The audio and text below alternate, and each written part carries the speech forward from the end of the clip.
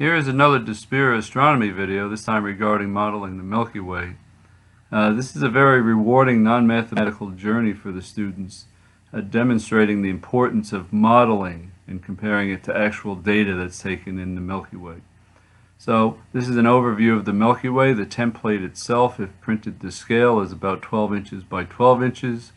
That is kind of a difficult thing to do, might be needed to be done on multiple sheets. You'll have a template for this round protractor with an extension arm. The idea is that the extension arm will be pivoted into the center of the galaxy, so you can stick a pin in there. So as the students move it around, the zero angle is always pointing towards the center.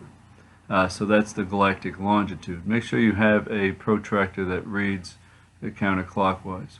The sun's orbit is the fourth lane in this case, 28,000 light years away from the center when you're taking those readings.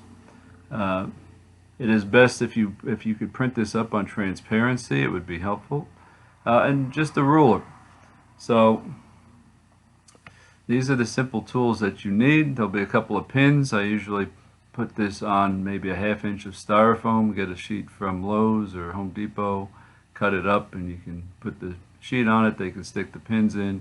Here we're going to represent the sun and a star, any star on there. The kids will be starting with random stars on that whole grid. There's a couple hundred dots on there.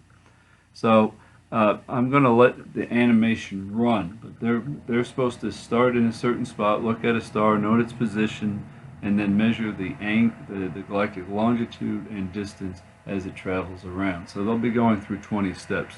In the animation here, without getting into details of measuring things, we can see that once again in our galaxy we believe that all things are moving at the same speed once we get into the outer regions here. So everything is here. Each little dot step is 1 centimeter apart. We see the inner star would be passing the sun. Now obviously we're watching hundreds of millions of years pass here, but with the Doppler shift we can detect these differences in speed.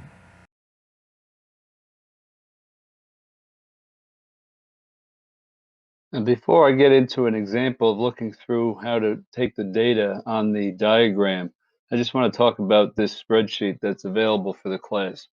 Each student is asked to do 20 points in taking data, and that alone is just going to be like a small piece of the puzzle.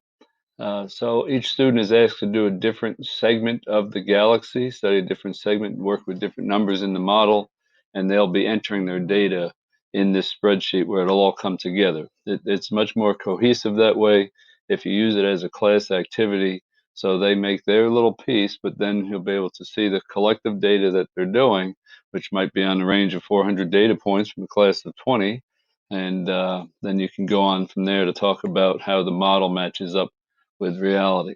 So they do have a sheet on their activity that they'll be filling in the galactic longitude and the distance between the sun and the star that they're modeling.